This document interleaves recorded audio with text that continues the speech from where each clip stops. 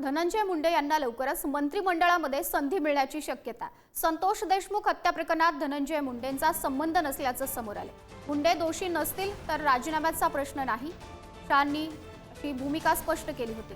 मुंडेंच्या राजीनाम्यासाठी केंद्रातील कोणत्याही नेत्याचा दबाव नव्हता अशी माहिती आहे, तर जनभावनेचा आदर करून राजीनामा घेतला होता अशी माहिती समोर आलेली आहे।